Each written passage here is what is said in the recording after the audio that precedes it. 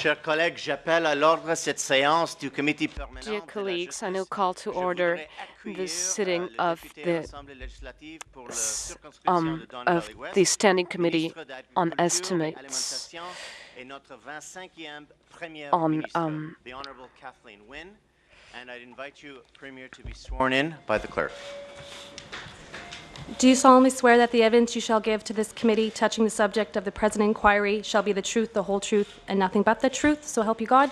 I do. Thank you. Thank you, Madam Premier. As you're well aware of the protocol, you have 5 minutes to make your introductory remarks, followed by rotation by questions. I invite you respectfully to please begin now. Thank you very much, and I'll read quite quickly because I have a number of things that I want to say. Thank you for inviting me here today. As Premier, I have been very clear to the entire government, Cabinet Ministers, MPPs, the Civil Service and the OPA that we need to be open and transparent on all aspects of the relocation of the Mississauga and Oakville gas plants. To that end, I am pleased to have the opportunity to explain my involvement in these files. I support the decisions to relocate these 2 gas plants. We listened to the residents of Mississauga and Oakville, and I understand that those decisions were also supported by the opposition parties, including their local members and candidates. The siting of these 2 plants failed to take into account the views of the community. Despite expert advice, despite an open procurement process, and all the decision points along the way, the overall process failed. I have been very clear that I regret that we didn't have a different process in place. As Premier, I have taken several important steps on these files. I have discussed this issue with the 2 opposition leaders and continue to be open to further conversations on this matter. I offered a select committee. When that was rejected, we broadened the mandate of the Justice Committee to consider all aspects of the relocations. I requested that the Auditor General expand his review to include the Oakville relocation. I asked the Liberal Committee members to put forward a motion requesting all documents government-wide, but the opposition voted that down. And I've made it clear from day one that I would testify before this committee when called. I've been called, and here I am.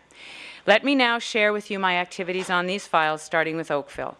I was not involved in the decision to relocate the Oakville plant. 8 months after the decision was announced, on July 29, 2011, as Minister of Transportation, I, along with 3 other Cabinet Ministers, signed a Cabinet Minute.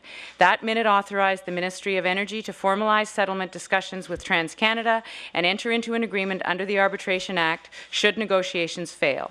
This was reported into Cabinet on August 10, 2011, a meeting I also attended.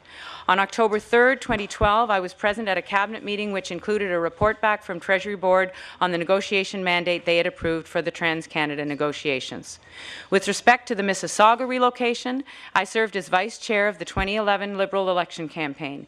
The issue of the Mississauga power plant and relocation was never raised at any of the meetings I attended. I learned about the campaign commitment from media reports. After the election, I was appointed Minister of Municipal Affairs and Housing and Minister of Aboriginal Affairs. The new Cabinet met on October 20, 2011, and there was a high-level discussion that the government was moving forward on the commitment to relocate the Mississauga plant. On November 21, 2011, I, along with 3 other Cabinet Ministers, signed a Cabinet Minute approving a $10 million settlement with Eastern Power regarding the outstanding litigation over the Keel Valley project. This settlement has been publicly disclosed as a cost associated with relocating the Mississauga power plant.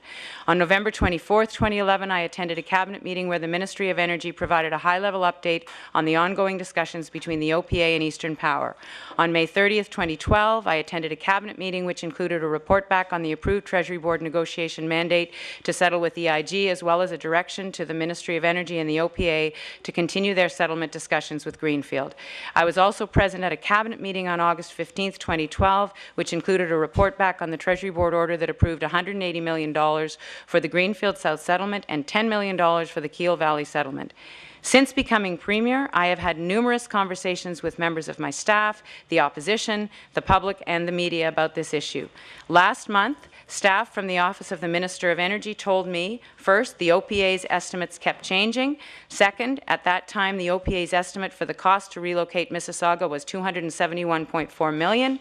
And third, that the OPA's estimate for the cost to relocate Oakville was between $33 and $136 million. I was provided with 2 OPA cost estimate documents, which I have tabled with the clerk today, and you should have these. I understand that the OPA appeared before this committee earlier today and has once again updated their numbers. I believe that the complexity and the fact that the OPA numbers keep changing justifies my decision to call in the auditor. We need to wait for the Auditor General's report, and in conclusion, let me state this. I'm pleased that the committee has convened for almost 2 months and has heard from over 20 witnesses. It is in everyone's interest that this issue is addressed and that we have a full understanding of how to ensure the appropriate placement of energy infrastructure so we get it done correctly from the start. If we do not take the time to learn from the situations in Mississauga and Oakville, then we have failed those residents all over again, as well as all Ontarians. Thank you very much, and I'm happy to take your questions. Thank you, Premier Wynne, first for your precision time remarks, as well as the gesture of appearing before this committee. Mr. Fideli, the floor is yours.